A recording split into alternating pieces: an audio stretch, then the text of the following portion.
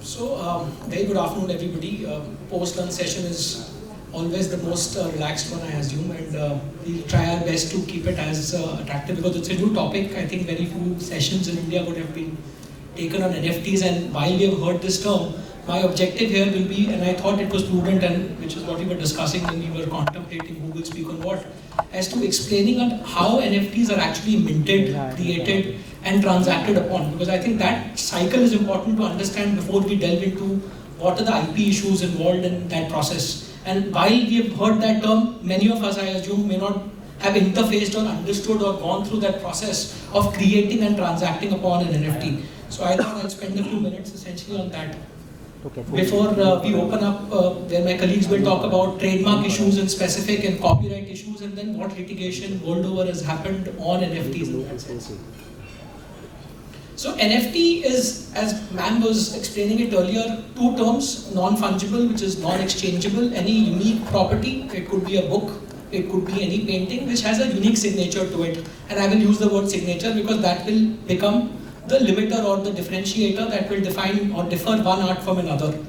When I will say a work, we assume that the work can either be an article of creative intent, it could be a JPEG file, it could be a GIF file, it could be an image, it could be a video file, it could be a clip, it could be a meme. It could be any work, and therefore I will refer to it as work.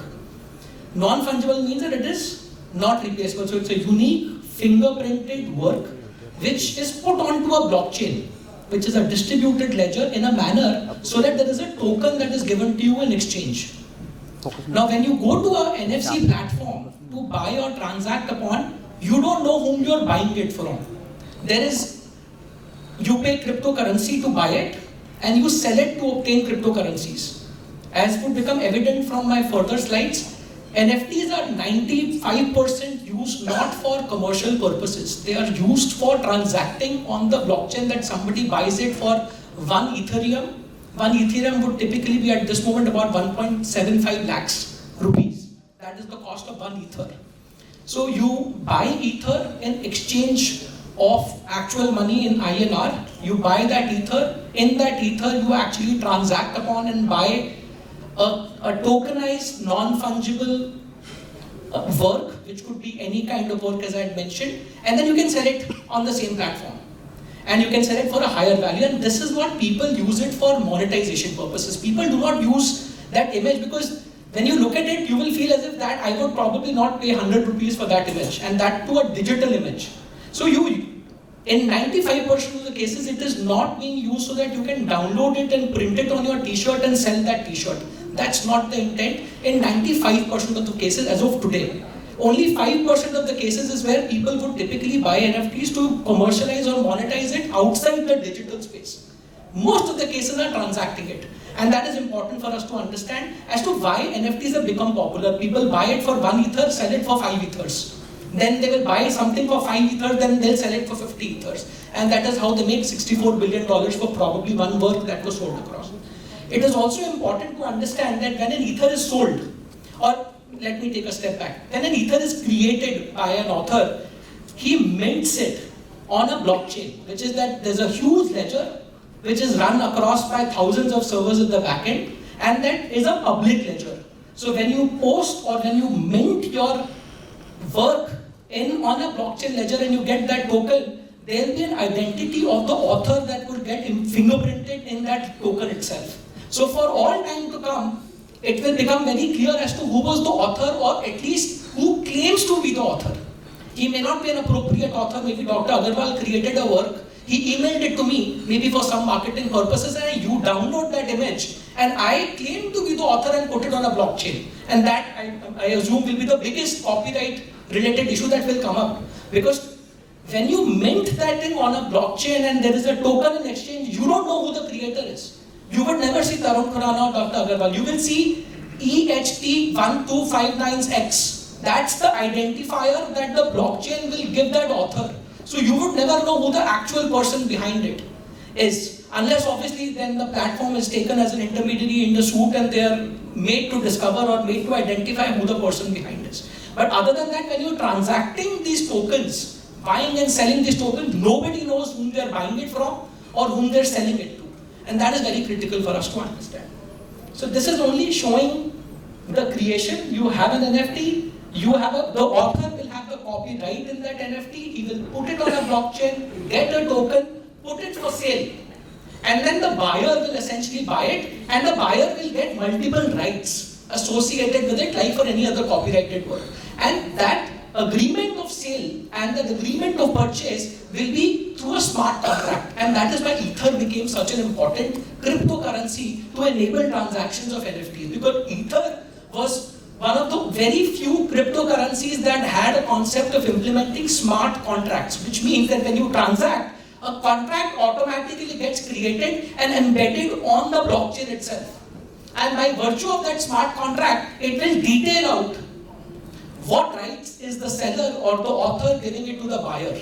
Is he giving it for personal use, which is that can he use it for himself and perhaps then sell, or is it for commercial use, which is that he can actually make t-shirts or badges or products out of it and sell it. What kind of rights are given and can he sell it? Under what conditions can he sell it? Like you have OSS, right? Open source software licenses. So what kind of, is it a copyleft license? Is it a copyright license? Within copyleft there are various types of Apache licenses. Similarly here, the smart contract which is put across against or which is mapped on the same very blockchain against that transaction will govern what rights and liabilities does the buyer have from the seller. It is also a very prominent feature that when a transaction of a resale happens, which is that I am the author, I sold it to somebody and that somebody is selling it to another person, then there is in most of the cases, unless barred by the smart contract, there will be a grant back royalty to be paid to the author.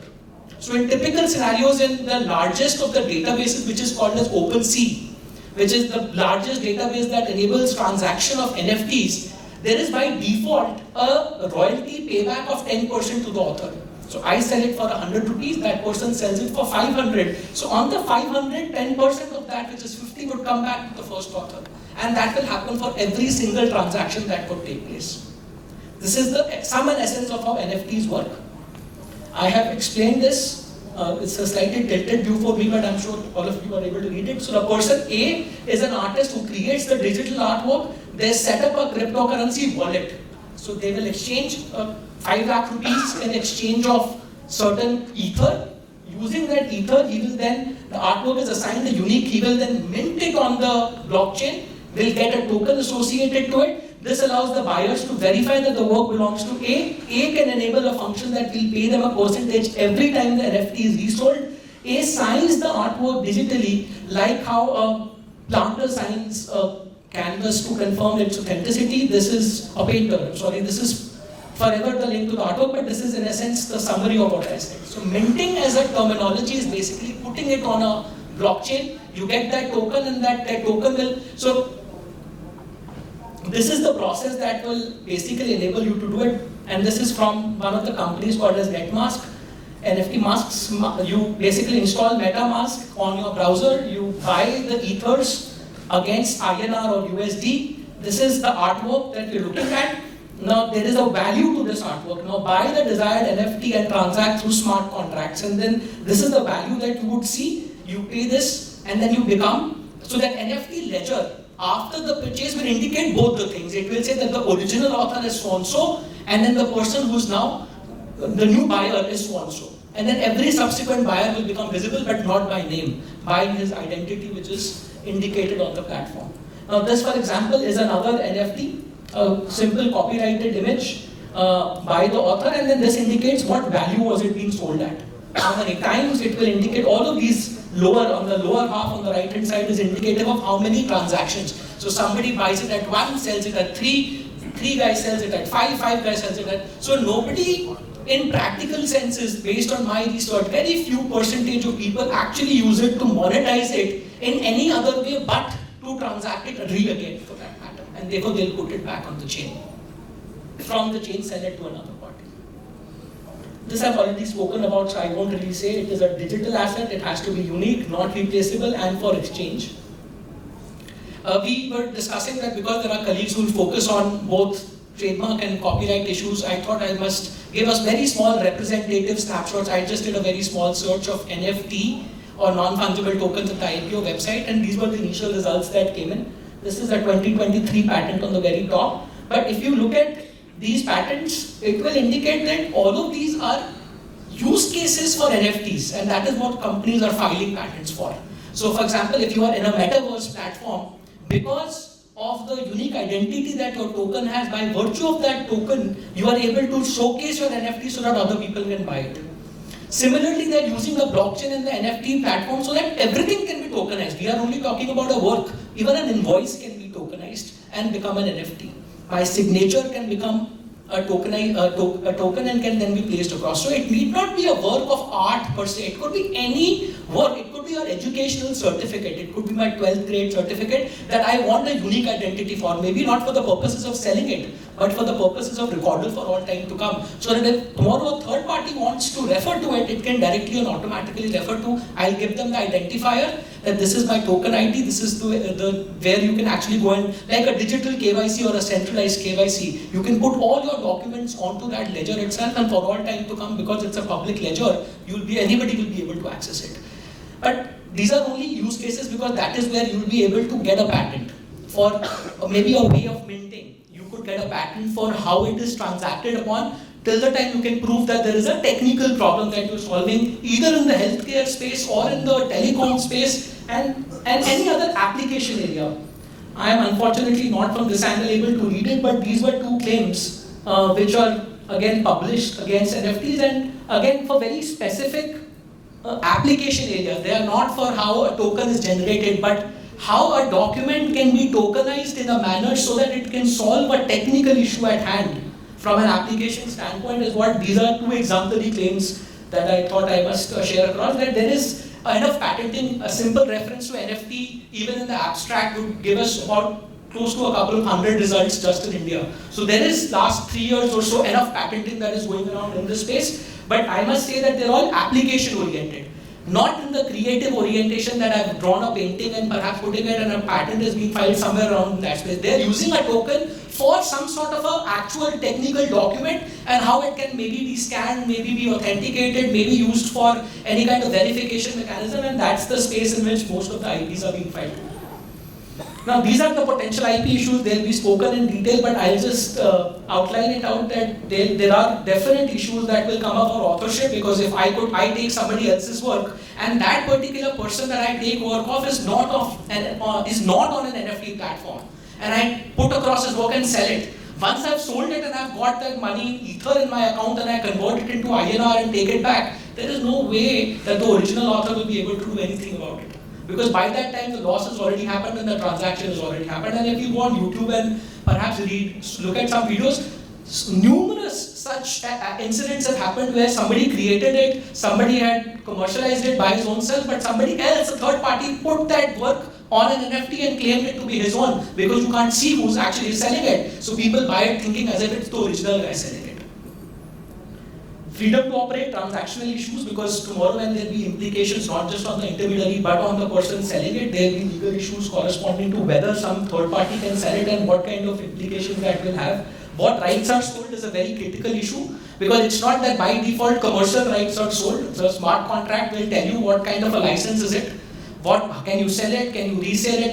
For commercial purposes, can you actually resell it with the copyright embedded, or is it just a token being sold across? Several right-related issues will come as to what rights are going with that particular transaction. Inaccurate claiming, as I said, misrepresentation of a work by non-author, minor variations in the artwork. So somebody makes a donkey and that donkey becomes a very famous artwork. And somebody makes a small variation where probably 1 year of donkey is not there, and people perceive that it's a very close work and therefore this probably will be a variation by the same author, and he starts selling that NFT. Because you cannot see who the original person is at the back end, and therefore the platforms come into play significantly here to validate that whether this person is the real person or not behind it, and therefore the responsibility of the intermediaries.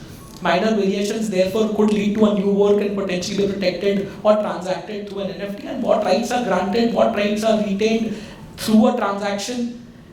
If you don't want buyer's licenses to have certain rights like minting more NFTs, etc., several rights. When you go on the open media, there are several rights that can be phrased out through a smart contract, and that is very important and critical for somebody to appreciate.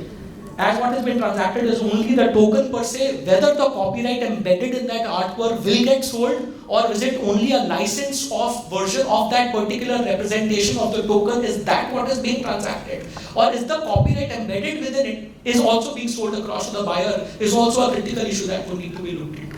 They'll be dealt upon in detail when issues on patents are being talked about. But my intent was to give an overarching understanding of how NFTs work and what are the broad level issues therein. Thank you.